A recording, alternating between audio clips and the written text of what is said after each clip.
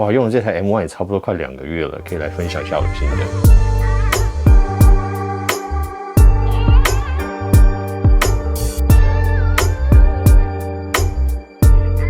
Hello， 大家好，我是苹果爹。那我买了这一台 M1 的 MacBook Air， 差不多有2个月了。这2个月来，就是每一天在使用它，然后工作剪片，然后甚至一般平常的文书啊、收发 email 合约，都是用它来处理。所以我觉得应该差不多是一个好的时候来分享一下我长期使用它的感觉。那我当初买这一台 Air， 很多人问到我说，为什么选的不是像是 Mac Mini 啊，或是 MacBook Pro？ 那大家知道我先前用的是2017年的13寸的 Pro， 所以大家可能很直觉的猜测我会选的就是那一台 Pro， 因为其实我当初想测试的是，如果说 M1 的效能真的这么好，然后这么安静，这么不会发热，那我就买一台 Air。那我当初选的这一台是它的记忆体只有8GB，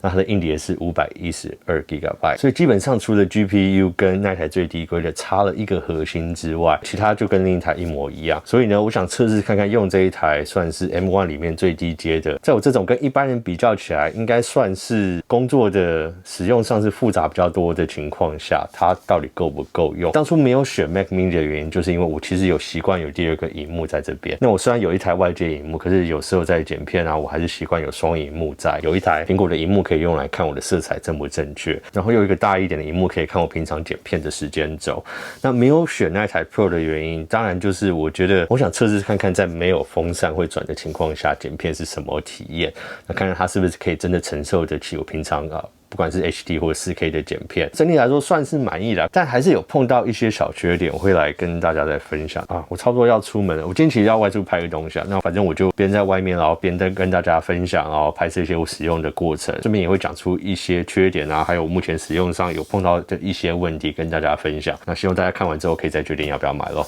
OK。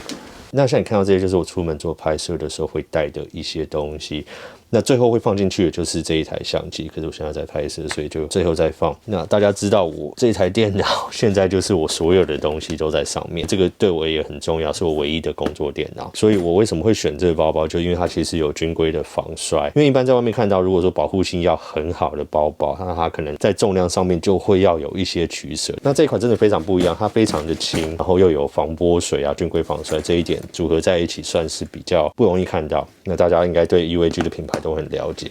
那这一款的话，就是我平常如果是比如说只是去咖啡厅啊，我没有要带很多东西的时候，我可能就会带这一款，因为它其实你看它里面防摔的这个保护层是超厚的，很少有这种轻薄的笔电包是你可以真的放进去，然后你摔到不用怕里面会坏掉，这个是很难得，这些都是有透过军规防摔测试。OK， 那这边有我的行动电源，然后记忆卡，外面用的转接头，这个是 HyperDrive 的转接头。那像我这台 M1 就是只有2个 Thunderbolt 的接口，所以这个对我研究还蛮重要的，一些记忆卡啊、扩充的都可以把它放进去。那这个就是补光灯，这个是一个我很喜欢的一个脚架，那它可以拿来架灯，那我把它拆掉的时候拿来架相机也是没有问题。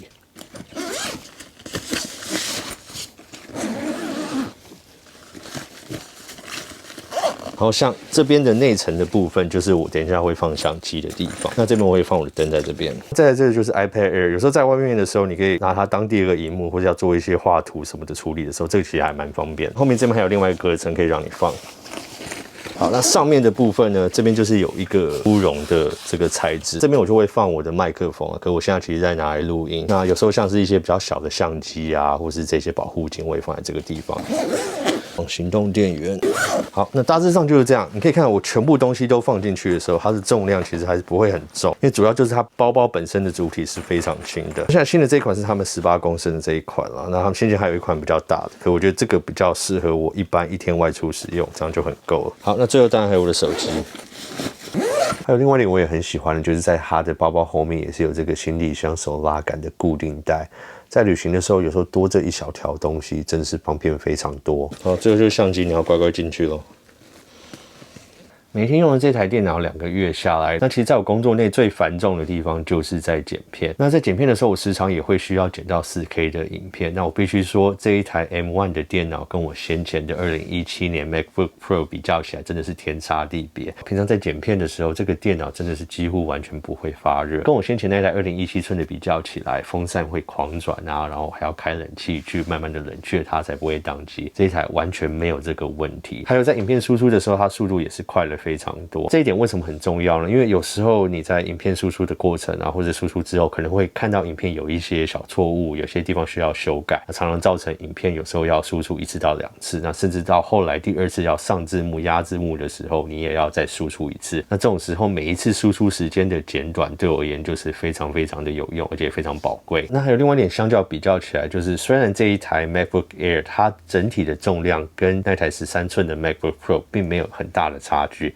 可是有时候就是真的差了那么一点点，让你平常在外出使用，不管是放在腿上啊，或者待在咖啡厅使用的时候，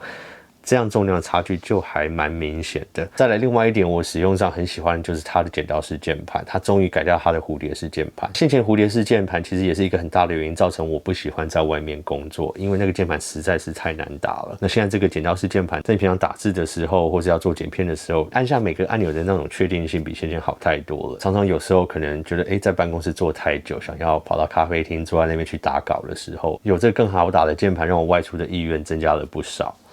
那如果真的要讲缺点的话，其实也不是没有啦。如果我真的觉得要抱怨的，就是说我有时候其实在剪片的时候，我使用的蓝牙滑鼠连线上会有一点点问题。上礼拜苹果推出了一个新的软体更新，有大致上修正的问题，我偶尔还是会碰到一点小小的连线问题。那虽然不至于很去影响到我平常的工作，可是我还是觉得这个是不太应该发生的事情。那我也会继续追踪这个问题，看再来的软体更新会不会解决。至于另外一点，别人问我记忆体为什么只买到8G， 个人认为现在用下来的话，基本上是够用。我很少碰到什么情况让我觉得说我希望我有16G。至于如果我要给你建议的话，是不是应该买到16G？如果你会问这个问题，可能你就不需要。可是我还是会说，如果你预算足够的话，记忆体是你事后并不能再增加的一个地方。至于硬碟的部分，你还是可以做外接硬碟的扩充，这一点我觉得倒是没有那么担心。可是记忆体的话，如果你真的觉得这一台电脑你会用比较长一段时间，或是你可能正在开始学习剪片啊，做一些影像处理的部分，那你觉得你再来用的软体越来越多，你觉得记忆体的需求可能会增加，那就也不用考虑，就直接买到16G。那这个包包整体而言的话，我觉得背起来也是蛮好看的，你可以依照你的穿搭选择，像是后背包啊、电脑包啊，它还有手拿包、收纳包等等。所以其实 UAG 这一次是推出非常多不同的包款供你选择，像它包包前面的地方也有魔鬼粘，如果你觉得你不喜欢这个 logo， 你想要换掉一个自己的图案，你也可以去做更换。那这个后背包呢，总共有4个颜色可以选择，那我个人是非常喜欢这个迷彩的颜色，但如果你本身是比较喜欢跳一点亮一点的颜色，他们也是有提供其他颜色的选择。那如果对UAG 这一系列的包款有兴趣的话，我也会放链接在下面，让大家可以去参考一下咯。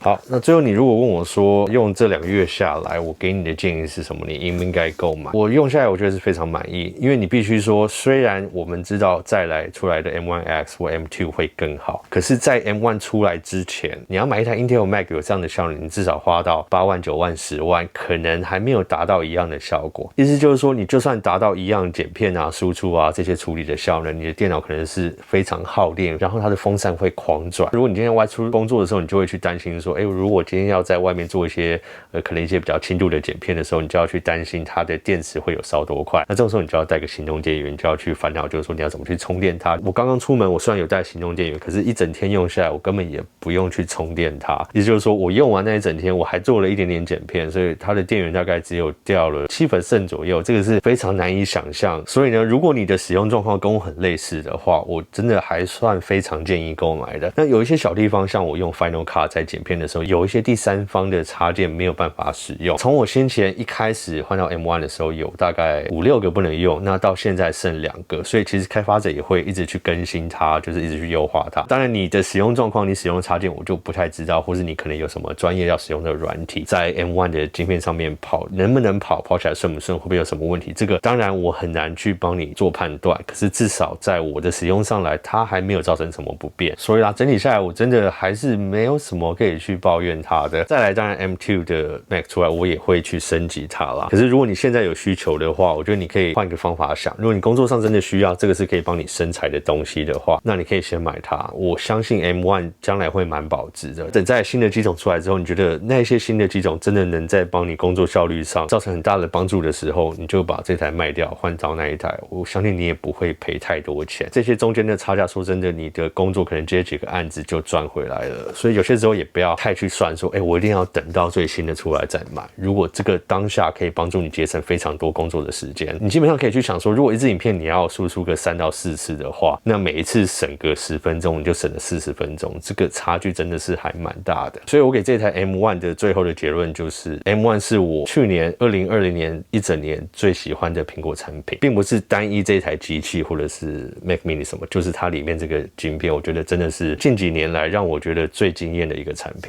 所以啦，真的是非常推荐，如果有需要的人可以去买。好，那如果你们有什么问题啊，或者有什么其他想分享，你们碰到一些 M1 使用上的一些状况，那也可以在下面留言跟大家分享，或许有些人可以解决你的问题。那或者是你可能很依赖什么软体，不是我有使用的，也可以在下面留言，或许有人可以回答你咯。好，那我是苹果爹，喜欢这类影片的话，就记得订阅频道、按赞跟分享。那我们下次影片见喽，拜。